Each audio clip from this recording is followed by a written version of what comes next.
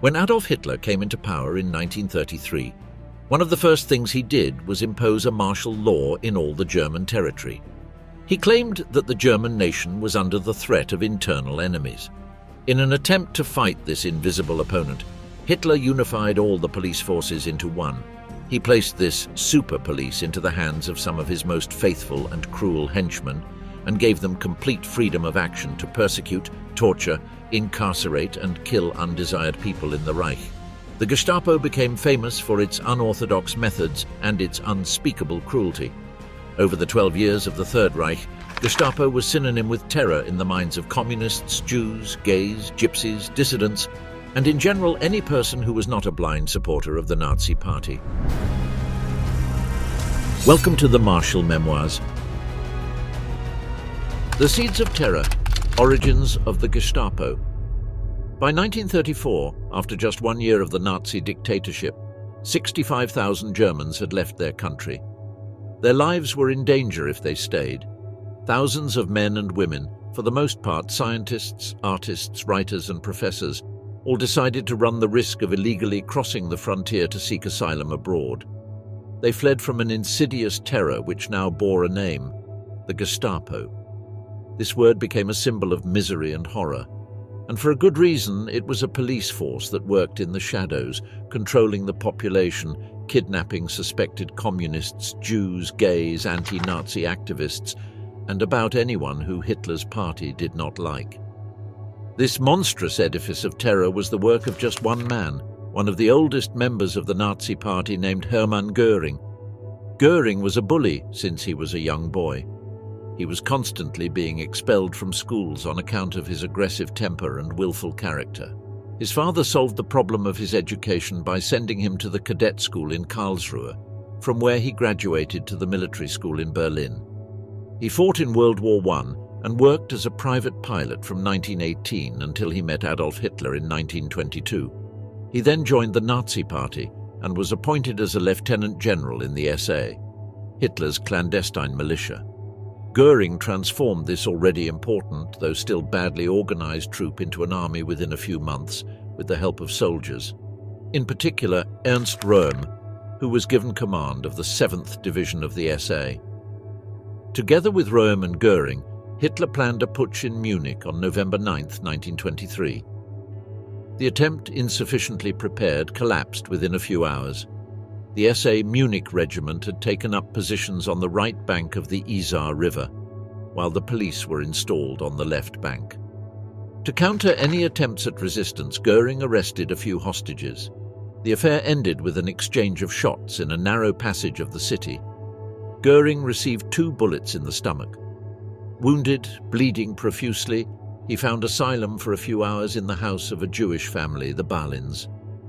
Eventually, the Nazis found him and took him in secret to the Austrian frontier and from there to Innsbruck, where he would finally receive hospital attention. 20 years later, the Balin family would owe their lives to the help they provided Göring that night. In 1931, Göring's first wife died. From that moment on, he devoted himself to politics and helped Hitler access power in 1933. As a reward, he was offered command of the SA, but he refused. He had much bigger plans. What he really wanted was to be head of police, but with unlimited power to arrest and kill. Hitler was pleased with his idea and appointed him Minister of Interior, with power to create this super police force as he wanted. On April 26, 1933, Göring issued a decree creating a secret state police called Die Geheime Staatspolizei, commonly known as the Gestapo. It was under the authority of the Prussian Minister of the Interior, that is, Göring. He appointed Rudolf Diels his deputy. In German, Geheime means not only secret, but also private. And in effect, if this political police was secret, but it was also to be the private police force of a party and even of a single man. Finally, another decree created a Gestapo office in each district of Prussia, subordinate to the central service in Berlin.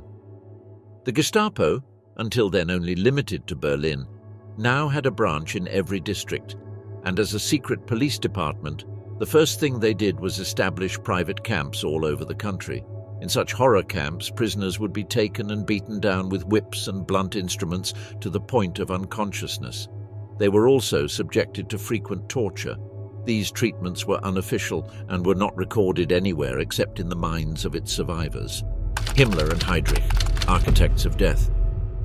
The first epoch of the Gestapo came to a close when Rudolf Diels was dismissed on April 1, 1934. Goering did not consider Diels was ruthless enough to be in that position. The man chosen by Goering to succeed him would leave his personal and cruel imprint to the Gestapo, thanks to his personal style and indelible character. This was Heinrich Himmler, one of Hitler's men of trust, a competent and intelligent commander who was devoted to the study of the occult. This fact would shape both the Reich's racial policy and his work within the Gestapo. Himmler was interested in mysticism and the occult from an early age. He tied this interest into his racist philosophy, looking for proof of Aryan and Nordic racial superiority from ancient times. He promoted a cult of ancestor worship, particularly among members of the SS, as a way to keep the race pure and provide immortality to the nation. When Goering took him into the Gestapo, Himmler was already an important figure within the SS, which he called the Black Order, inspired by the Order of Teutonic Knights, founded in the 12th century. He began the process of replacing Christianity with a new moral code that rejected humanitarianism and, like Adolf Hitler, rejected the Christian concept of marriage. In 1935, he founded a research society tasked with searching the globe for proof of the superiority and ancient origins of the Germanic race. On April 20, 1934, Goering delegated the direction of the Gestapo to Himmler. But he was not alone. He chose several deputies from trusted members of his Black Order. In Munich, and subsequently for Bavaria, he had appointed a particularly interesting character, the chief of the SS Security Service, Reinhard Heydrich. When Himmler finally achieved his goal of controlling the Gestapo and settled in Berlin, he immediately appointed Heydrich chief of the Gestapo Central Office. Until that moment, the long-lasting tradition in Germany was that police matters were handled by local authorities. On the very day of his arrival, Heydrich united all the political forces of the whole of Germany. On that day, the Gestapo crossed the Prussian borders and spread its network throughout Germany, effectively becoming the relentless behemoth that would terrify every political dissident in the Reich. Heydrich is widely regarded as one of the darkest figures within the Nazi regime.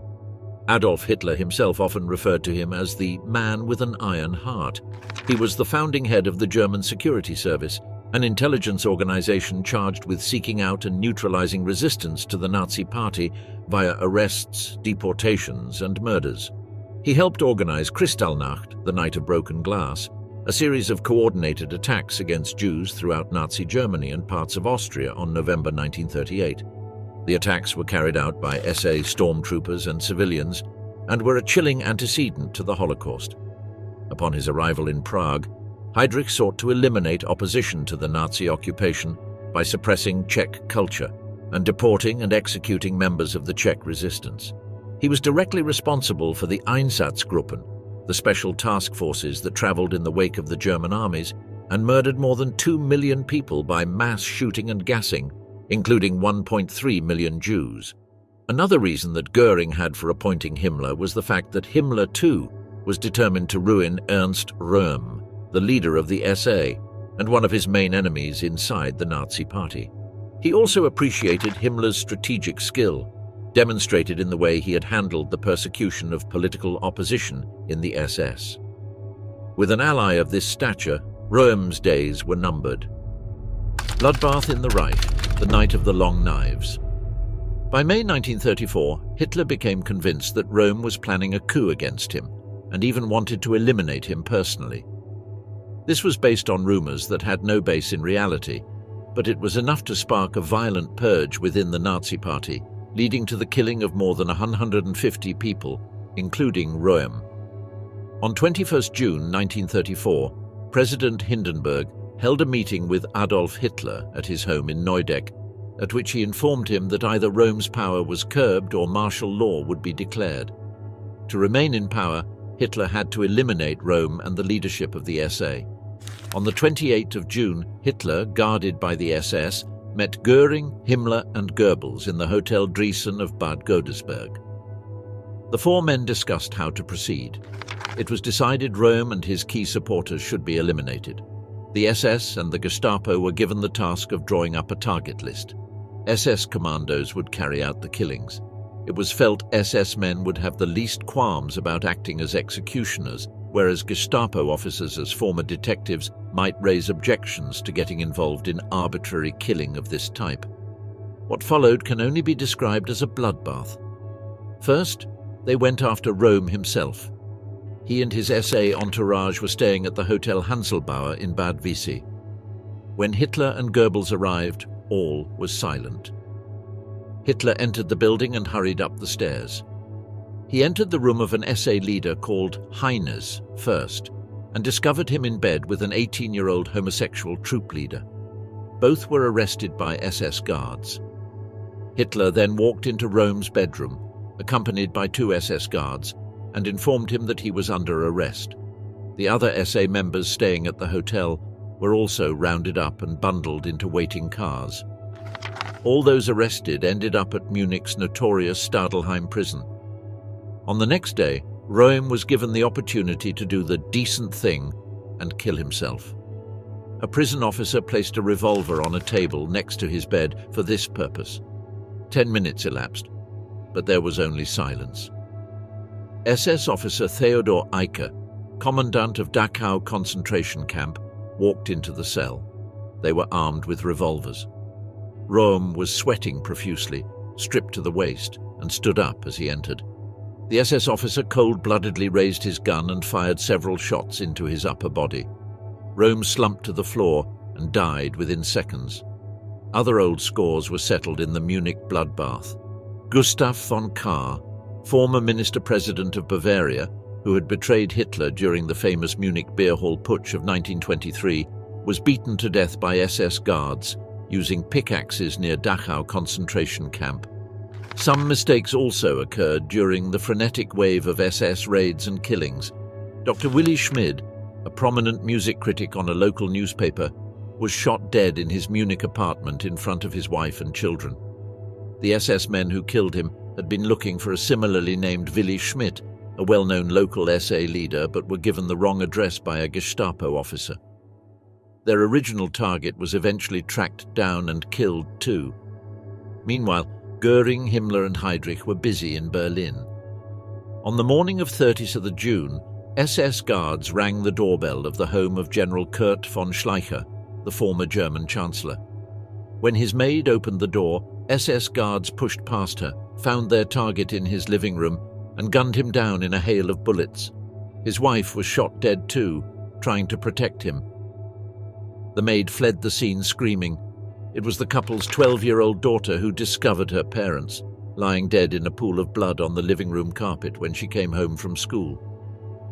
Apart from some mistakes, the operation led by the Gestapo was considered a sound success. Hitler himself offered a nationally broadcast speech to the Reichstag on July 13th, owning to the massacre and warning possible dissidents about what gruesome fate could await them. Of the 150 victims, only 50 were SA members, including Röhm. Hundreds more were arrested, brought to Gestapo prisons and tortured for days. The racist ideology of the Gestapo. In 1935, Heydrich published an article titled "Combating the Enemies of the State," claiming that the state was only a means to an end. The end being the protection of the German people. Thus, the Gestapo was tasked with combating the enemies of the people. In his discourse, the Gestapo thus became doctor to the German national body, keeping watch over its health and compelled to combat all pathogens and diseases ruthlessly. The causes of this disease of the National Socialist national body were quickly ascertained. They were communists, Freemasons, and the churches, and above and behind all these stood the Jews. Under the direction of Heydrich and Himmler, the Gestapo became the protector of the Nazi ideology. As such, Himmler laid down the two basic principles that would govern the Gestapo from then on: racial selection and blind obedience. These became criteria not only for deciding who was an enemy of the people and who wasn't, but also who could become part of the Gestapo and who was not allowed into its organization. Himmler thought he could select only individuals of pure Nordic blood, and teach them military discipline in order to create a superior elite organization to protect the Third Reich from the enemy within. The selection process to enter Gestapo was extremely severe. Candidates were examined and checked. Out of 100 applicants, only an average 10 to 15 passed the checks. They were asked to produce the political dossier of their parents, brothers and sisters, their genealogical tree back to 1750, and naturally they needed to pass a physical examination and their record in the Hitler Youth movement. Furthermore, they were asked for a dossier on their heredity, proving that their parents and their family suffered from no hereditary diseases. These diseases were considered a symptom of impure blood. Himmler even took his system far beyond the secret police, with the creation of the Lebensborn, the fountain of life. This twisted institution was a sort of human stud farm, where young girls selected for their perfect Nordic traits could, free from all conjugal bonds, procreate with SS and Gestapo men, also chosen according to the same criteria. The children born of these unions were fruits of a planned eugenics and belonged to the state, and their education was ensured in special schools. In theory, they were destined to form the first generation of pure Nazis, fashioned in the ovum. The collapse of the regime did not allow the Nazis to pursue this experiment any further. Nevertheless, 50,000 children were born in these stud farms. The formulation of the central ideology was one thing, but how did these thoughts make their way into the heads of the Gestapo officers? In this, the National Socialists left nothing to chance. Himmler himself was convinced that his men had to be ideologically instructed. Himmler had a series of training establishments set up, including the Security Police Leadership College in the Charlottenburg district of Berlin, which had until then been known as the Police Institute, and the Border Police College in Pretzsch. The ideological training of the Gestapo officers was valued even more highly after the outbreak of war, since ideological coherence was of the greatest importance in the war of extermination, ensuring the smooth functioning of the security police's task forces. Anti-Semitic indoctrination was of course the top priority. The Jews were the public enemy number one. Various training materials were compiled, and the trainers had to be able to ground the theory in practice. For the leadership of the security police, it was not only about conveying knowledge, rather, examples of this ideological attitude were also to be set. Consequently, a majority of the instructors had themselves played an active part in the so-called final solution to the Jewish problem. Destroying the Communist Party from within. Thanks to Himmler's leadership, the Gestapo sought to punish the enemies of the people in general, seen as racial and biological categories. But in the early phase of the Third Reich, the priority for the National Socialist rulers was the persecution of political opponents, that is to say, Social Democrats and Communists. Consequently, all Gestapo employees who had previous experience of these activities were deployed. Before 1934, these figures had generally not been notably committed to the National Socialist German Workers' Party, but their anti-communist attitudes brought them close to the new rulers. The main tool they had for infiltrating and disarming communist organizations were the informants. Although the Gestapo was able to recruit informants in all sectors of society that were critical of the Nazi regime, it does seem that left-wing political groups were particularly susceptible to this form of betrayal. The Gestapo in Berlin decreed early on that all Gestapo offices in the Reich should establish a state police intelligence service to combat communism and Marxism. At the same time, the Gestapo recommended that prisoners released from concentration camps should be recruited and employed long-term. Yet some police spies were already active in communist circles even before the Nazis took control. There were spectacular successes soon after the seizure of power. On the 3rd of March 1933, Ernst Thälmann, head of the Central Committee of the German Communist Party, was betrayed by a spy and arrested by the political police. His successor, John Scheer, also fell victim to the spies and was arrested on the 9th of November 1933. The Gestapo recruited informants in order to gain information about the illegal structures of the Communist Party. Their principal aim was then to destroy these structures as quickly as possible, so that informants were often recruited with short-term goals in mind and then abandoned soon after. Once their betrayal had been successful, these informants were then discarded, in some cases even arrested. The systematic deployment of informants produced significant gaps within the organized political resistance. Eugen Wicker was one of the most efficient Gestapo informants, coming from a communist background but apparently turned after his internment in 1933 at the Oberer Kuhberg concentration camp near Ulm. After his release, he was active for the Gestapo under the cover name of Hans, spying on illegal communist structures in Württemberg. He also had the help of his brother, Alfons Wicker, whom he was able to persuade to join the ranks of informants. Once the Wicker brothers had been made members of the Württemberg Communist Party district leadership in 1936, they were able to all but decapitate the communist structures known to them from within. One of the most successful raids by the Gestapo was against the Red Aid, a group in southern Bavaria led by Georg Lechleiter. This resistance group, too, was uncovered by an inside informant. The traitor gave the Gestapo the names of several members of the illegal group, which had, amongst other things, distributed a document titled Der Vorbote, meaning the Herald. As a result, Lechleiter and his co-conspirators were arrested by the Gestapo at the end of February 1942, tortured and interrogated non-stop for 2 days and nights, and handed over to the Criminal Justice Department.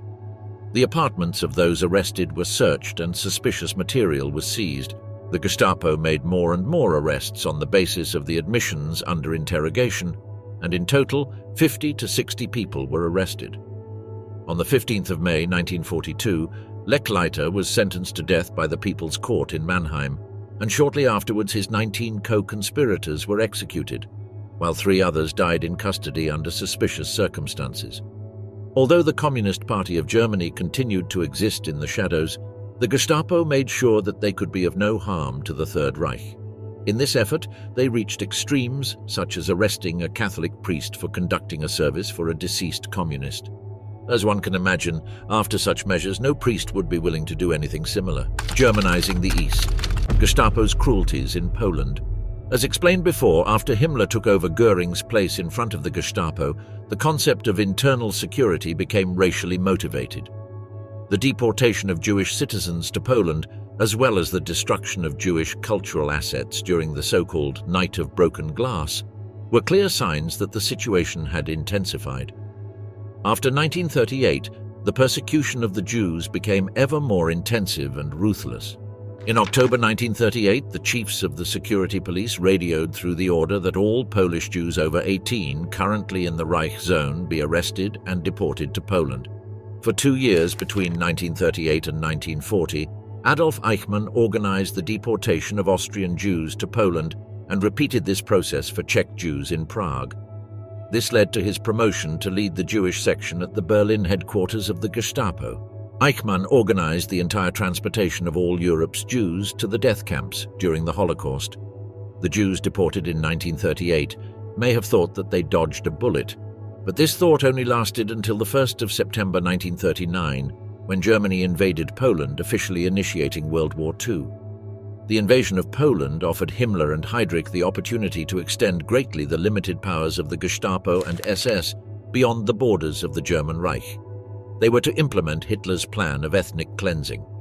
In the first days of the war, the Gestapo and the intelligence agency deployed around 2,000 men, of whom 3/4 came from the Gestapo and criminal police. Almost immediately, this task force began to carry out mass executions so vicious that the army leadership was disgusted. The last Polish units had surrendered in October. The military campaign in Poland was over, but the Gestapo task force's murderous campaign continued. There is no exact figure for the victims, but by the end of 1939, tens of thousands had been shot dead in Poland, around 7,000 Jews along with the Polish elite. In the Warta district of Poland, the Gestapo was responsible for the surveillance of the Jewish population, sanctions, internment in concentration camps and executions. The persecution of the Jews in the Warta district was therefore no different from that in the rest of occupied Poland.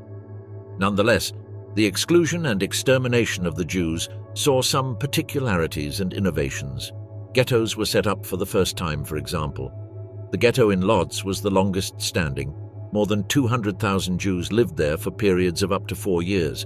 Furthermore, poisonous gas was used for the first time in the Warta district for the euthanasia campaign, when disabled Poles were murdered in December 1939. This created a direct link to the Holocaust.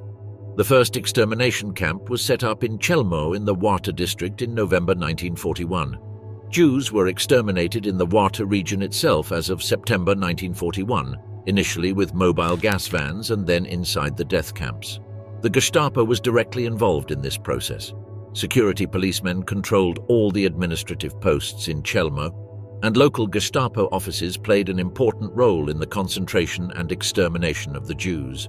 Throughout the Eastern Territories, the Gestapo and other Nazi organizations co-opted the assistance of indigenous police units, nearly all of whom were uniformed and able to carry out drastic actions. In Poland, however, the Nazis took action on their own hands, and Gestapo had many attributions. In May 1940, the security police conducted a large-scale extraordinary operation of pacification, where 4,000 non-Jewish Poles were murdered and thousands deported to concentration camps, including to the camp at Auschwitz that was specially built for the purpose. The persecution of the Polish intellectuals and political opposition and the combat of the resistance movement were the main tasks of the Gestapo in the Polish territories. Here, alongside informants, they made use of their other main weapon, torture. When it came to the persecution and extermination of the Jews, the Gestapo was especially vicious. During the first weeks of the Polish campaign in the autumn of 1939, around 7,000 Polish Jews were murdered by the task forces. In the following months, up to the end of 1940, Jews were increasingly persecuted, driven from their homes and in some cases ghettoized.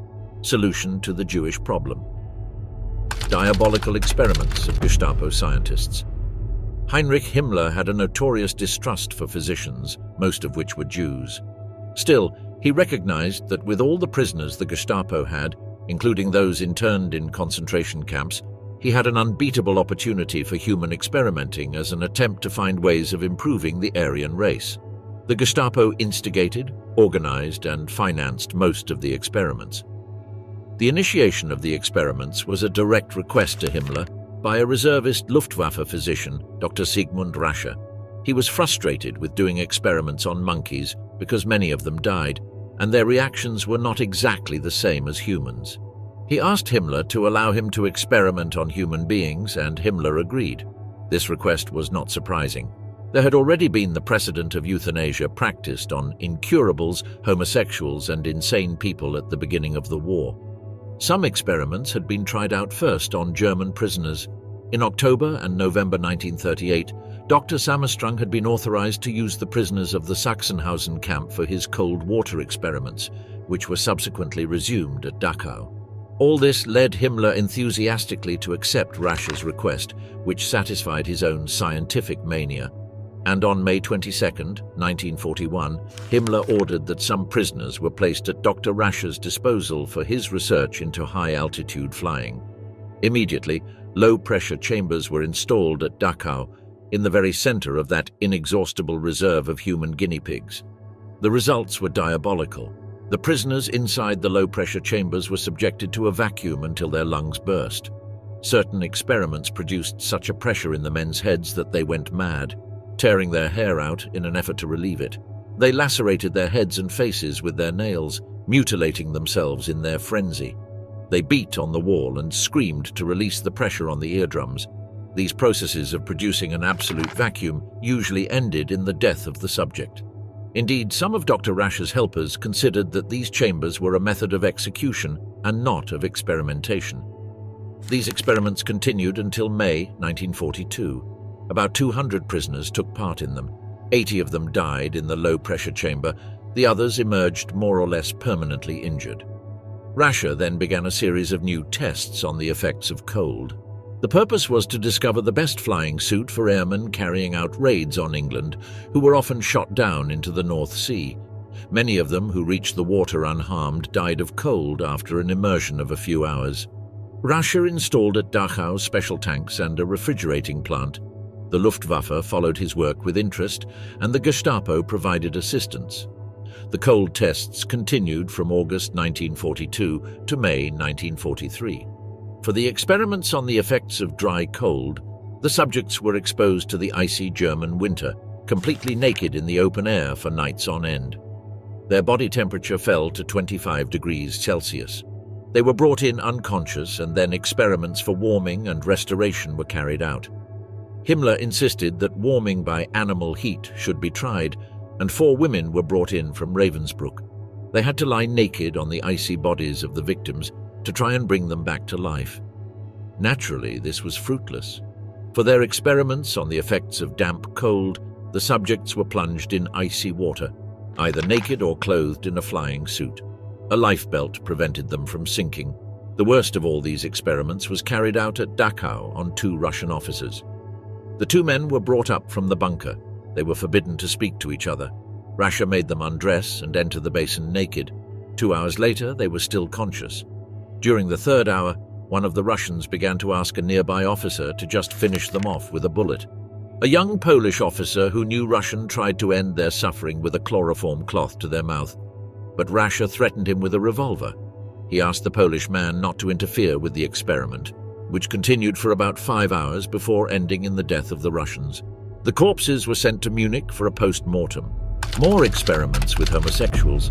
Nazi propaganda that labeled homosexuals as antisocial parasites and enemies of the state inflamed already existing prejudices. Citizens turned in men for any reason they could think of. Based on those informants, the Gestapo and criminal police arbitrarily seized and questioned suspects, as well as possible corroborating witnesses.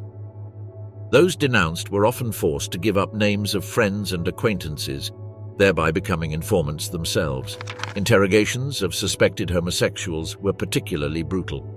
On October 26, 1936, the Nazi Party took a further step in the repression of homosexuality. Heinrich Himmler founded the Reich Central Office for combating homosexuality and abortion within the security police. To Nazi officials, homosexuality and abortion were closely linked because they both obstructed the natural development of life by hindering population growth. Indeed, for the Nazis, the termination of a pregnancy that might yield an Aryan German child was a crime equal to the refusal to father an Aryan German in the first place. After 1936, the Nazis instituted one national police registry for all sexual matters that they believed prevented the expansion of the Aryan race. Homosexuality remained a criminal offense during the Nazi era. The Gestapo, the courts, and the prisons handled the great majority of such cases. Many of the homosexual cases handled by the Gestapo ended up with the accused person being sent to a concentration camp. In prisons, homosexuals wore ordinary prison uniforms with no identification marks. It's been estimated that between 1933 and 1945, around 100,000 homosexuals were given prison sentences for moral offenses, and 50,000 served some time in a concentration camp. In the concentration camps, homosexuals wore a pink triangle on their striped uniforms. They were often kicked, beaten, and humiliated. They were frequently kicked and punched and subjected to the worst punishments imaginable. The fate of homosexuals in the concentration camps can only be described as ghastly. They were often segregated in special barracks and work details. Such segregation offered an opportunity to unscrupulous elements in positions of power to engage in extortion and mistreatment. The SS guards believed gays were fixated on sex and needed strict supervision to prohibit any sexual activity. At night they slept in cold barracks without clothes, but were required to always keep their hands over the sheets. This was supposed to discourage masturbation, as it was believed that it was associated to homosexual behavior. Gay men in concentration camps were frequently interrogated for information on other gays, places where they meet, and also anti-government activities. Homosexuals were not just isolated within the camps, but also from the outside world. Very few families were willing to stand by their sons. On the contrary, most relatives were ashamed they had a family member who was a homosexual. More alarmingly, they were singled out for horrific medical experiments. At Buchenwald, for instance, hormone experiments were conducted by the notorious Danish doctor Karl Vernet and the German surgeon Gerhard Schiedlowski. Vernet believed homosexuals could be cured via a combination of castration, followed by injections of high doses of male hormones. The procedures led to huge medical complications for those selected, and in some cases, excruciating pain and death. Surviving documentation reveals the Danish doctor was completely clueless about what he was trying to achieve, implying that he did them only because of morbid curiosity and endless cruelty. The tests only halted when a yellow fever epidemic spread through the camp. Gestapo's many atrocities against Jews, more than the gays, more than the communists and the Freemasons, Himmler believed that the Jews were the most important enemies of the pure German people. This is confirmed by the viciousness with which the Gestapo persecuted the Jewish people of Europe. In 1933, 525,000 Jews were living in Germany, with 144,000 of them living in Berlin. By 1939, just 300,000 Jews remained. From 1940 to 1944, 134,000 German Jews were deported to the slave labor and extermination camps in Poland. The total number of German Jews killed in the Holocaust has been estimated at 160,000. German Jews who survived were mostly in mixed marriages, or were the children of such unions. Contrary to popular belief, the Gestapo did not particularly persecute Jews during the first 2 years of the Third Reich. It was only after the Nuremberg race laws were passed in 1935 that they were sought after.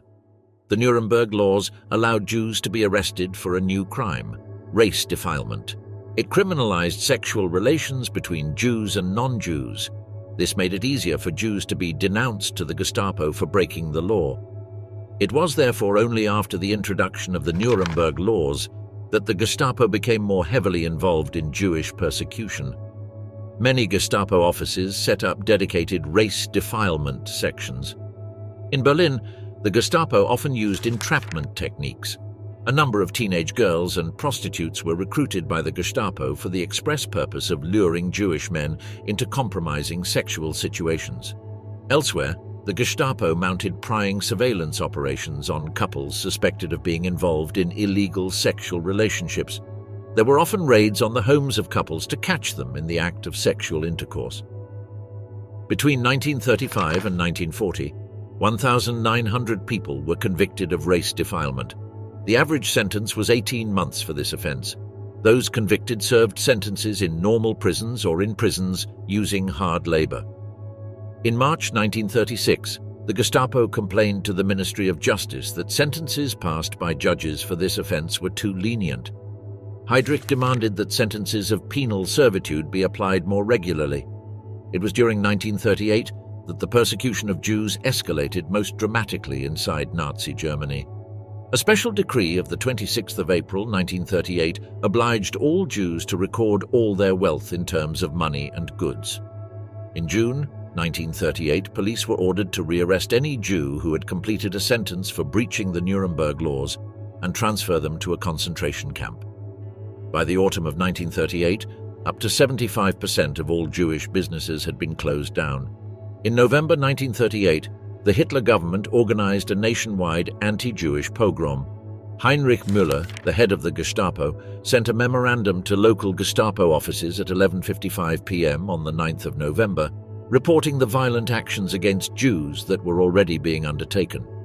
Müller told Gestapo officers to stop the looting, but not to impede the setting fire to synagogues or the vandalizing of Jewish shops that was going on. This well-orchestrated night of horror became known as Kristallnacht, or Night of the Broken Glass. Anti-Jewish riots were reported throughout Germany. Nazi thugs and SS men set alight synagogues and prayer houses. Irreplaceable objects of huge religious value were tossed onto a funeral pyre of pure anti-Semitic hate. Individual Jews were beaten up, homes and businesses ransacked.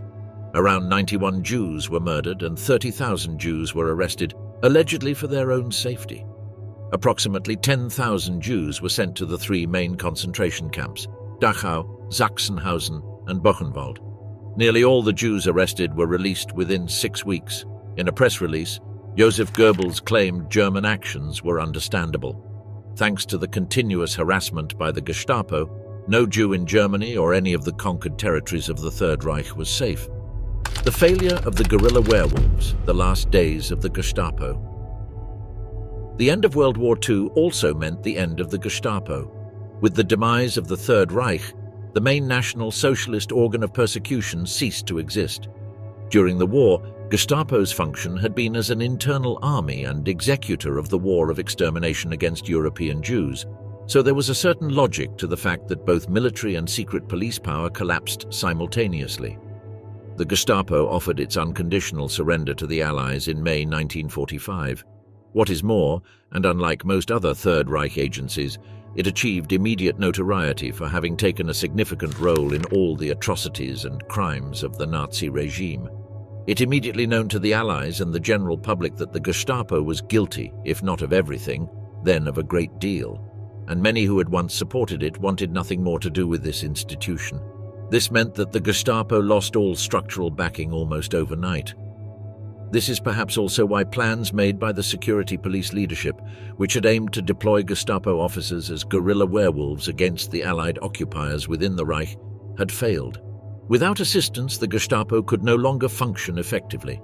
Detached from its network, it could no longer make any headway against the massed enemies in the Reich. The only killings committed by the Gestapo after the Nazi surrender were self-elimination of their most conspicuous members. Dr. Max Thomas, once head of Task Group C in the Soviet Union, took his own life on the 6th of December 1945 in order to avoid his imminent prosecution.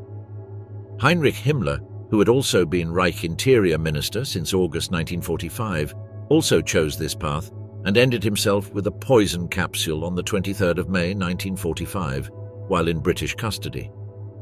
Hermann Göring was captured and tried in the Nuremberg trials, where he was found guilty of many crimes and sentenced to death by hanging.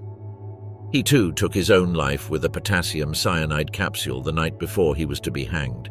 To this day, nobody knows how he managed to obtain this capsule while in such tight custody. Despite these measures, and although few specifics are known about them, the number of high-ranking Gestapo men who did manage to go into hiding or flee abroad was very high. The so-called rat line took criminals like Klaus Barbie or Adolf Eichmann via Italy to South America. Many Gestapo henchmen made use of their contacts, and in the confusion of the regime's collapse managed to elude arrest, to take a false name and thereby cover up his own past. Klaus Barbie even became an important military political power broker and CIA agent in Bolivia. But flight and repression were far from being the rule. Many Gestapo agents and officers fell into the hands of the Allied armies and stood trial before the International Military Tribunal of Nuremberg. The Gestapo in general was accused of the persecution and extermination of Jews, atrocities and murders in concentration camps, excesses in the administration of occupied zones, as well as the abuse and murder of forced laborers and prisoners of war.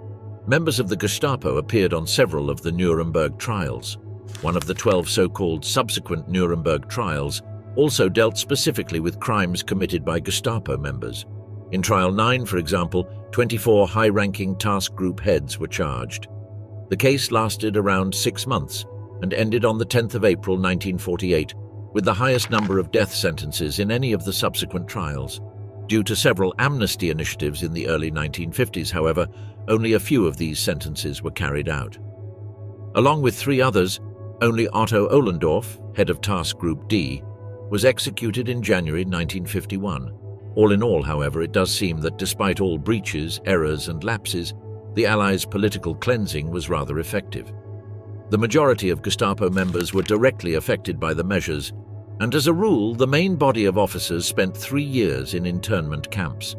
A normal internment lasted from mid-1945 to the middle or end of 1948. The reign of terror started by Göring and Himmler had finally ended. Over the 12 years the Third Reich lasted, hundreds of thousands of people were forcefully displaced under direct orders of the Gestapo. Their officers decided who died and who lived in the Third Reich, and devised the horrifying death camps where millions were enslaved and killed. And not only that, but many concentration camp prisoners were also used for unspeakable experiments, and if they survived, they were sent to the gas chambers. Such unimaginable cruelty was extremely common in Hitler's empire, and the Gestapo agents were instrumental in accomplishing the Führer's dream of an ethnically pure nation without Jews, gays, and other so-called inferior peoples.